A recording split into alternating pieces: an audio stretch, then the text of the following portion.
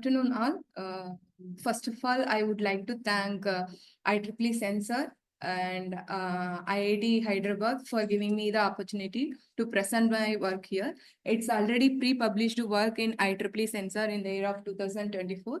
The name of my work is Self-Powered Ultra-Fast CuO Nanocube Surface for Broadband Photosensing Application. I'm Sharmila. I'm working under Dr. Priyanka Dwivedi. I have submitted my PhD thesis under the area of integrated sensing and computing memory devices. And this is the outline of my today's presentation. I will be going to talk about introduction about the photodetectors and how it was divided into a couple of types and what is the importance of the self-powered devices and the graphical representation, and followed by the fabrication and the microstructural and morphological characterization, followed by the optical testing and the comparative study, finally the references. And first we'll come to the photodetector perspective. If we will take one device, if illumination will fall on the device, it can able to convert the optical illumination into electrical form. That device we will call as a photodetector. It's a kind of transducer. We'll take as a kind of transducer. So that device in our domain we'll call as a photodetector. So based on the structures, photodetector will be divided into two types. One is the two-terminal based devices, that is diode type of photodetector. Then another one is three-terminal devices, that is transistor type of photodetector. In the diode type of photodetector, we will take a normal diode. How it works? It will be just quite opposite to that. It will work in the reverse bias condition. When the illumination will fall on the device, if we apply the reverse bias to the device, then it will convert the optical illumination to electrical illumination. And we'll come to the transistor type of device.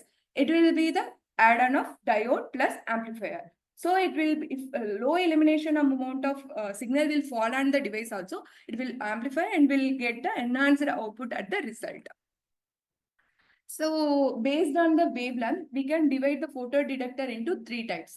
The first one, two types. The first one is single wavelength photodetector. The another one is broad wavelength photodetector.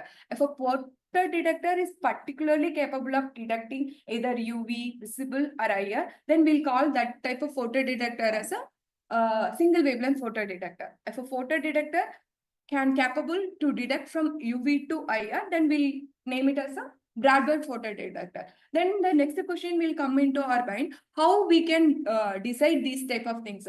These all things will be based on the type of material what we are using. Suppose if we can take silicon band gap is very less. So it will not capable of detecting UV regions. So based on the material, based on the device structure only, this photodetector will design which wavelength it's going to design. So as we know that photodetectors are used for the multiple application.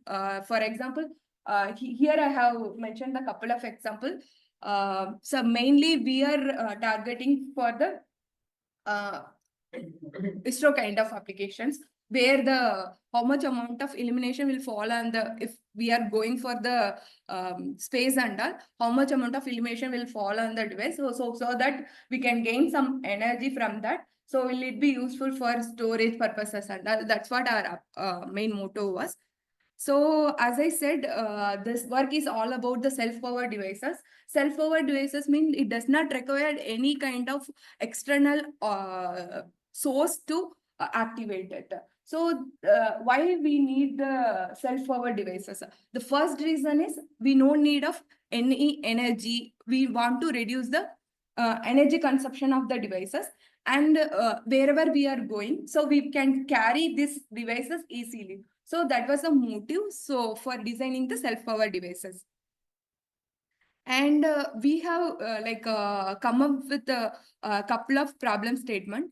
First, our problem statement is to make a photodetector which will be a very small size, and it need to have the high photo to dark current ratio, and it need to have a very low dark current and other high parameters.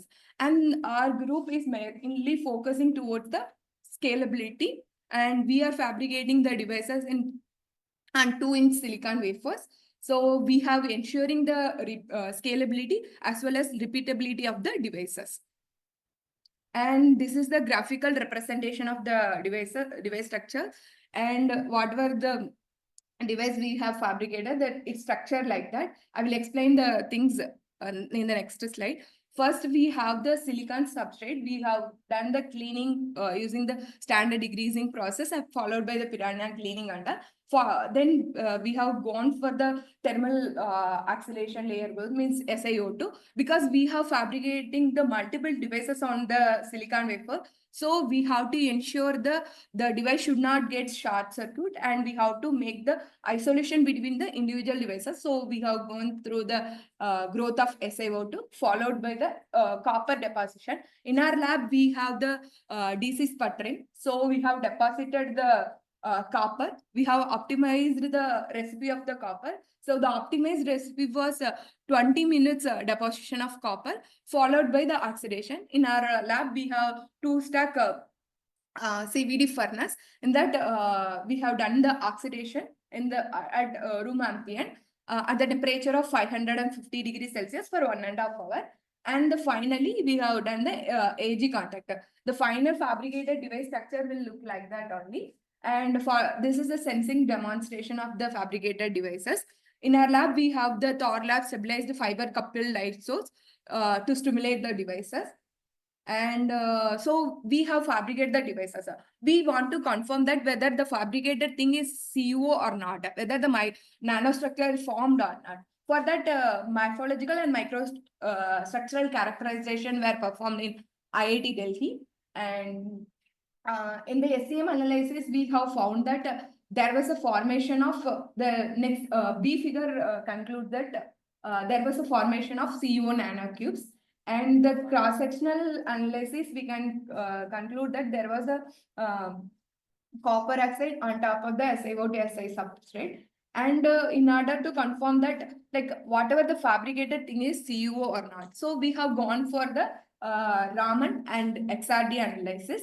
In the XRD analysis, we have found that whatever the things we have fabricated is crystalline. So the sharp XRD peaks will conclude that the fabricated thing was crystalline. And the Raman peak are deposited, and after 500 degrees Celsius annealing, these peaks were matched with the previously reported CuO references. With that, we have concluded that whatever the thing we have fabricated is CuO. It's not some other form of CuO. And the next task for us to go for the optical testing. For that, we have done the dark current measurement first to confirm that whether the device is working fine or not. So the dark current measurement has been conducted during the period of night time. So in our lab, like we have completely closed the lab and we made the dark room, and we have covered the device with the one black box, and we have done the we have applied the voltage from minus 10 to 10 volt. We have found that there was the device was capable to respond back for the electrical stimuli.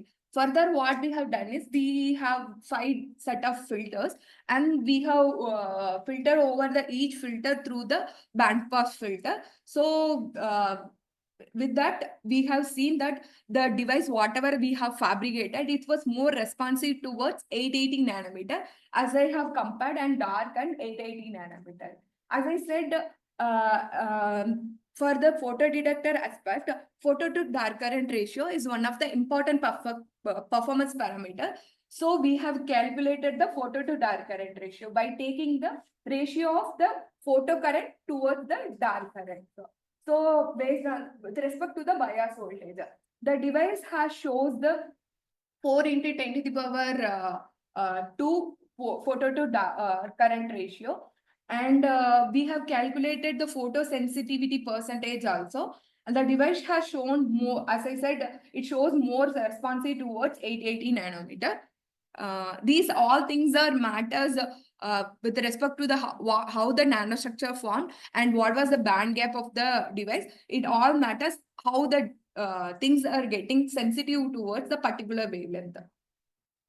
And we have calculated the performance parameters also. Like responsibility is photo current to the power density of the illumination.